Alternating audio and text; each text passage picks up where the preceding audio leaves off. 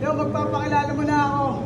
Ako nga po pala si Peso, ang nagpatibok sa puso ni Ann Curtis. Hindi pa kilala na siya.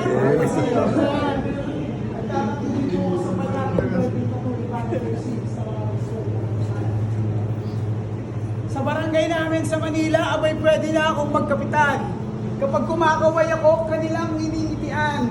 Tumutulong na walang sapilitan sa sambayanan. Pati syota ng iba, aking pinagsisilbihan. Pag ako naging mayor, choki lang ang pwedeng sindihan. Sa mga tweet, nag-artista pa nga po. Sa inyo kami napanood? Sa Batang Quiapo. Siyempre, manahimik ka muna, kakambi ka ba na itong kalbo? Ba't naka-dreads ka?